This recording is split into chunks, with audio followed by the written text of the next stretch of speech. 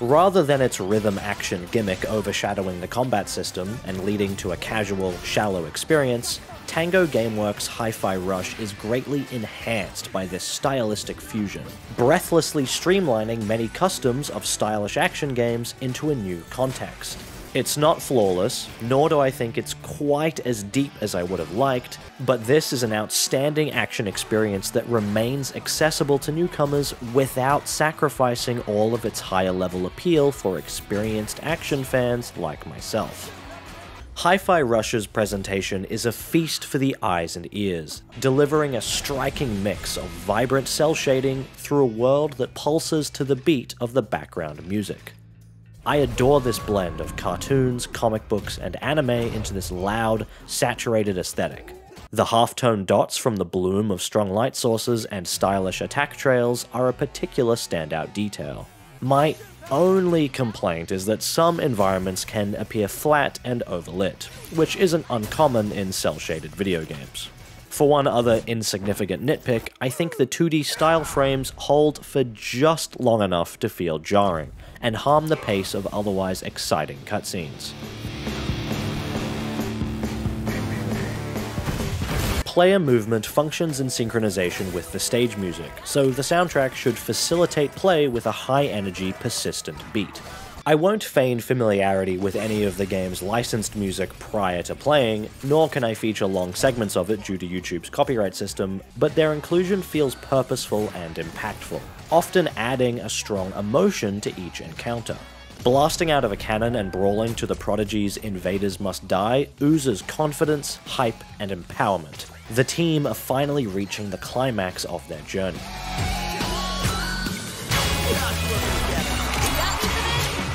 A similar feeling is provided by the penultimate chapter's usage of whirring by the Joy Formidable, emphasizing the group's camaraderie with a bittersweet sense of impending finality.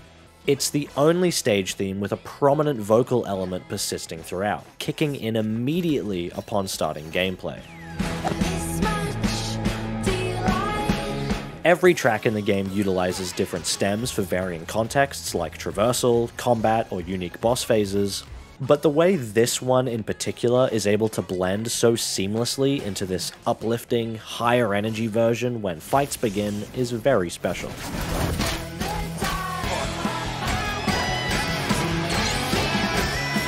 The only song in the game that I struggle with is The Perfect Drug by 9 Inch Nails, which plays while fighting Kale. Perhaps it's from the frantic beat underlying the song throwing off my inputs, as most of the other standout tracks feel so good because their strong, predictable beat helps me input commands in time. The final boss should be demanding, but this is just one of the elements that contributes to this last encounter's major spike in difficulty. My favorite piece in the game would have to be Track 8's original theme, Through the Halls of History. My adoration of jazz and orchestral music isn't a secret, but this track's visual and aural aesthetic breaks up the established tone of everything else before it.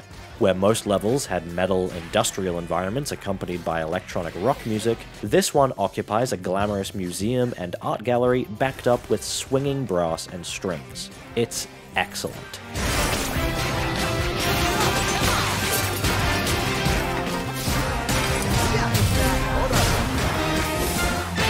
I wouldn't describe Hi-Fi Rush's narrative as one of its strengths, but it's not a weakness either. It could benefit from less static cutscenes of the cast standing around like a turn-based RPG, but every other fully animated moment has all the subtleties and extravagant polish that I come to expect both from this animation aesthetic and genre of game.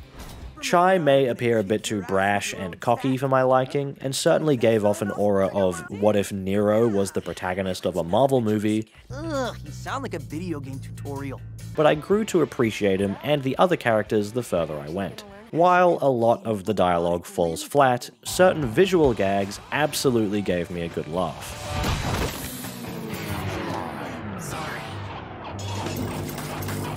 It's hard not to be at least moderately invested during some of the team's final moments, like the unfortunately unskippable rhythm section where Chai breaks them out of a force field. While Hi-Fi Rush includes an impressive amount of tried-and-true stylish action mechanics, there are subtle aspects that feel undercooked or entirely absent.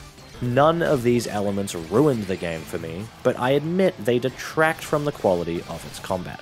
Viola in Bayonetta 3 was widely criticized for a lack of combat options compared to the leading lady, but her moveset, as a side character in someone else's game, still has more versatility than Chai does in Hi-Fi Rush, and both characters only wield a single weapon. Command inputs are noticeably lacking, along with variations to aerial combos, and the grapple hook doesn't offer as much as, say, Nero's Devilbringer or Bayonetta's Whip. Not helping this is how strict the grapple hook is in terms of attaching to enemies that aren't currently visible on screen, even if I, the player, know they're not far out of frame. I understand there are only so many buttons on a standard controller, but perhaps the partner summons could have each been assigned to a unique command input, and maybe without their short cooldown? Cycling through a small list in the top left corner doesn't offer the same immediate visual feedback as, say, DMC's weapon switching. I've summoned the wrong partner far too many times to stop me from wondering if this could have been designed more intuitively. If these summons had to be restricted by a cooldown, it at least would have been easier to manage if this period was measured in beats instead of seconds, with their respective icons recharging in staggered steps in time with the music, rather than a constant linear animation. The lack of hard lock-on and its related camera issues are probably my biggest complaint with the game. Focusing on a single enemy in a crowd can get quite tedious, and even fighting a one-on-one boss battle will reveal the camera's poor ability to keep your target on screen at all times. Certain attacks, such as Roquefort's mid-air dive taking place almost entirely above the frame of the camera, or the attack wind-up of flying enemies being obscured by the health bar in the top left corner, doesn't help this whatsoever. At this point, I'd even have accepted lock-on being activated with a click of the right analog stick, because it's certainly better than nothing.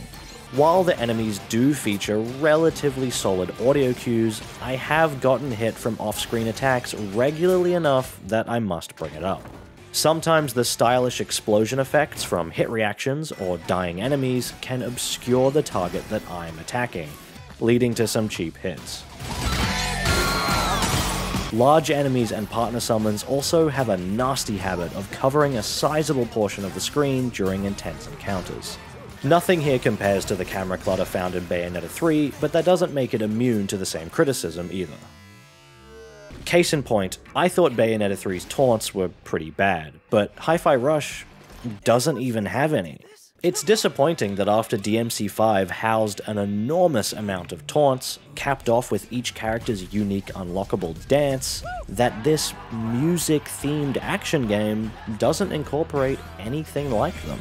I don't make all these negative statements because I think every action game needs to play exactly like Bayonetta or Devil May Cry, but it's not at all difficult to identify how those games already injected more nuance and expression into their combat systems. And I think Hi-Fi Rush would have greatly benefited from this higher skill ceiling.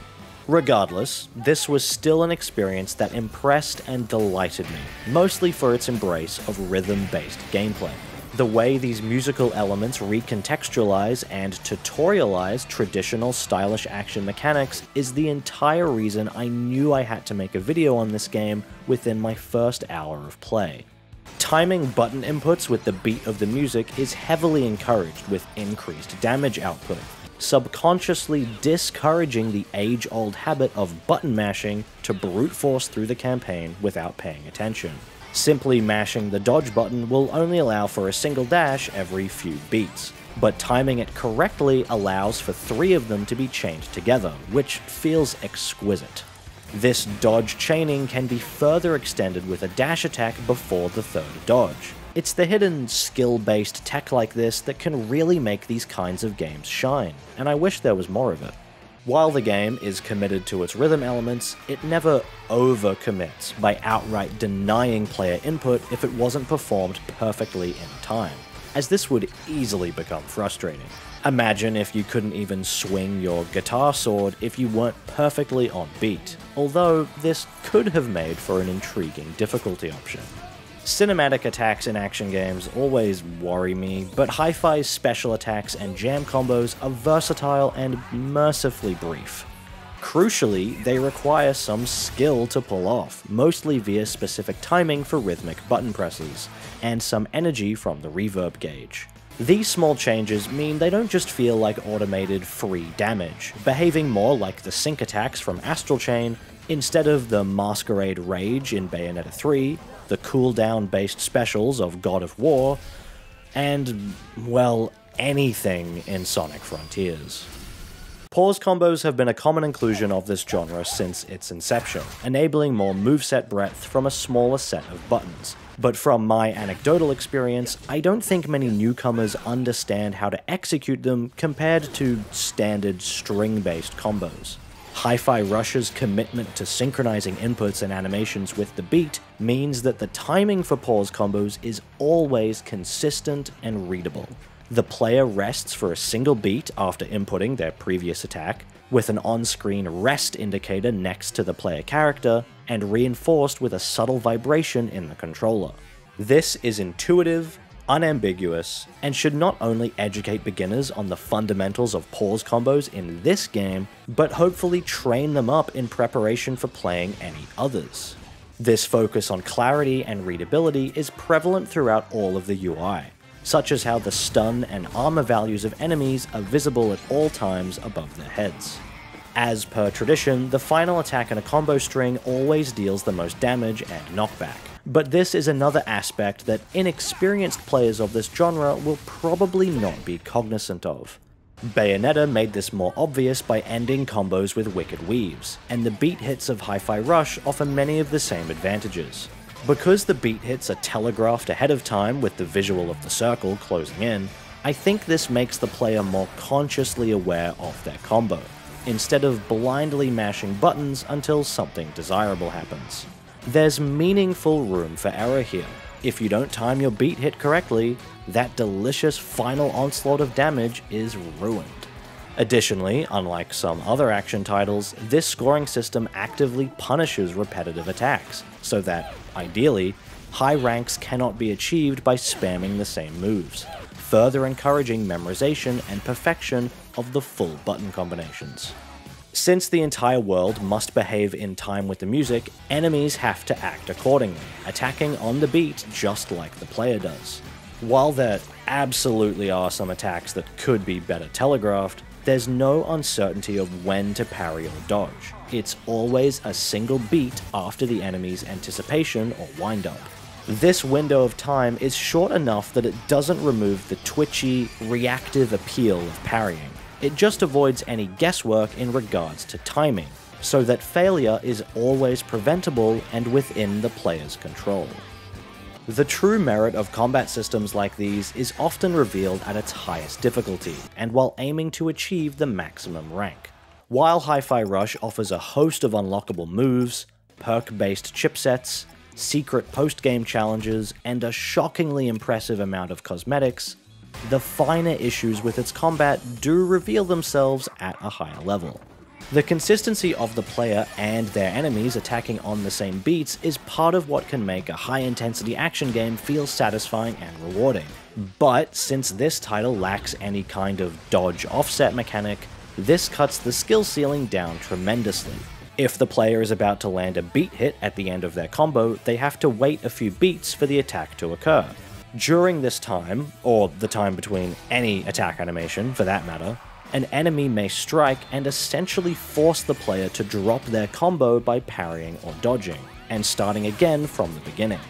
Dodge Offset already solved this problem almost 15 years ago, rewarding the player for their ability to evade sudden attacks while still dealing out massive damage afterwards by completing the combo they had already started. I understand that due to the nature of Hi-Fi's quite dynamic combo animations that this is not a simple fix, but it's disappointing to see that it wasn't factored in from earlier stages of development, as its implementation would do nothing but benefit the combat system and tie all the existing mechanics together. Attack priority can feel a little fuzzy as well. Sometimes an enemy's attack doesn't interrupt my beat hit on the same beat, but I still take damage. From my experience, enemy attacks have hit stun priority over the players, but I'm sure this is a case-by-case basis, depending on a variety of subtle factors. Ideally, a skilled player should never be uncertain about the outcome of their inputs, but this specific issue would be negated if the player could avoid the enemy's attack and finish their combo afterwards with dodge offset.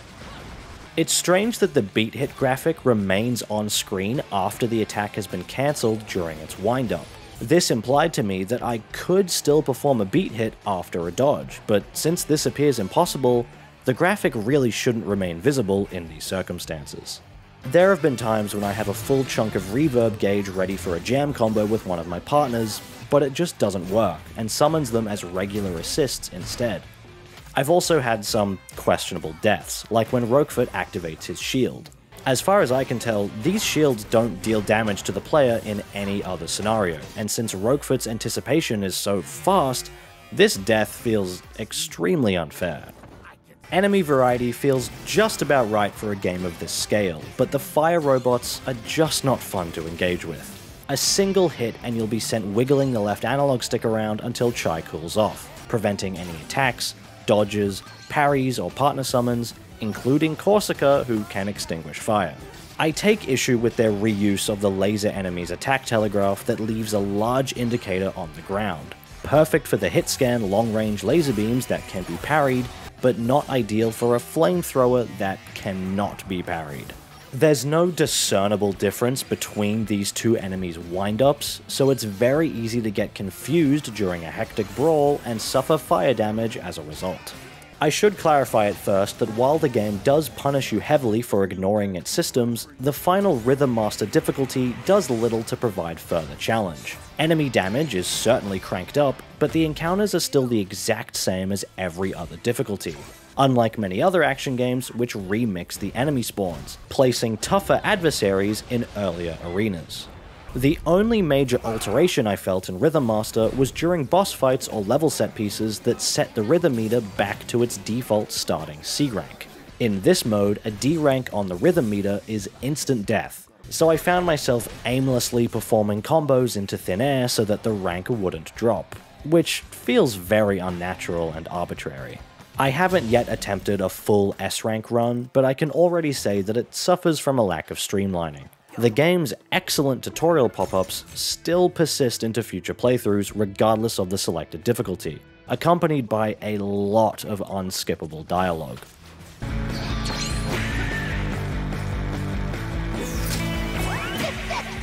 The ranking system is a little vague at first, but it's quite simple.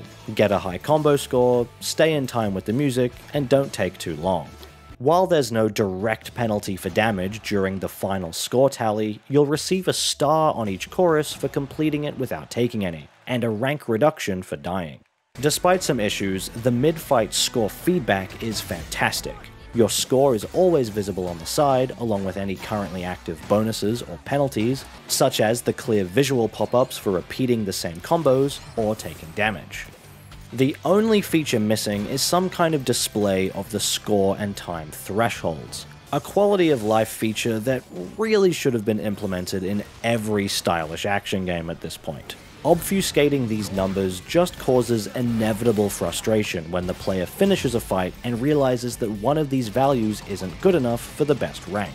Thankfully, Hi-Fi Rush doesn't overwrite the current checkpoint data until after the chorus rank is displayed, giving the player time to pause and retry the fight before getting stuck with an unsatisfactory rank, and needing to restart the entire stage to try again.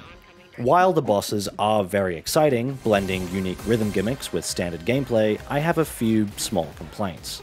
Zanzo is the only villain to be ignored entirely without his own boss fight, and it gets quite tiring on repeat playthroughs to wait through Corsica's extended rhythm parry tutorial. These parry sections are already small pace breakers in regular fights, but making an entire boss out of them that's constantly interrupted with character dialogue doesn't serve the gameplay quite as well as the story. At least when regular foes enter this rhythm parry mode, it can be bypassed by stunning them with Corsica's gusts of wind, or by parrying the shockwave itself, which is immensely satisfying. Most of my boss-related issues lie with Kale.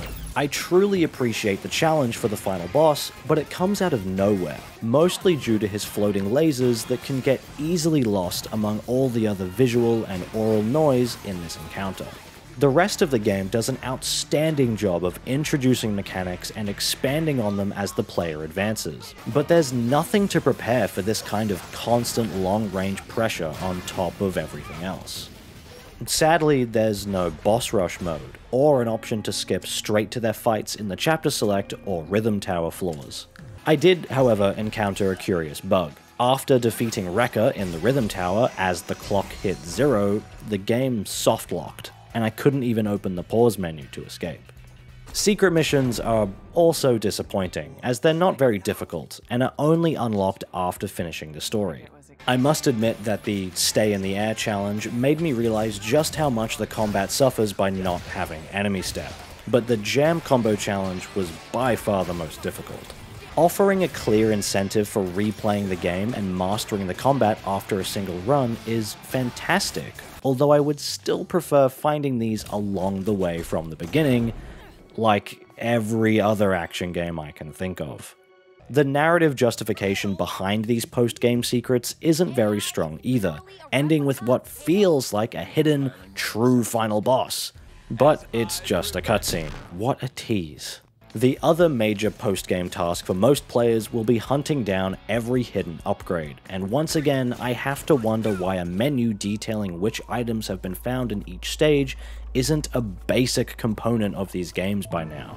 Replaying the entire game just to find a single health upgrade is a waste of the player's valuable time, especially with how long some of these missions are, with many long breaks between combat sections. Bayonetta 3's level checkpoint system needs to become standardized going forward in this genre. Finally, for a game all about rhythm, it's fascinating that it never alternates the beats per minute mid-battle, speeding up or slowing down the pace. Different stages and bosses do feature faster music than normal, but the game doesn't draw attention to it or turn it into a dynamic feature. I'm not really upset or even disappointed by this. I'd just love to know if this was tested in development and why it may have been scrapped, as it could have made for a fun challenge. An extra secret, unlockable difficulty mode that changes all the background music to faster, remixed variants would have been perfect. In spite of the many criticisms I've provided here, I'm relieved I didn't need to complain about Hi-Fi Rush's inclusion of experience points, weapon statistics, or hand-holding automated combos. This is a genuine action game that exploded out of nowhere to put a spin on familiar mechanics in a way that I found incredibly engaging, even if there are many missed opportunities easily identifiable by a player with experience in this field. Please do not misunderstand my criticisms as an attempt to paint this title as a failure, because I view it as an outstanding success.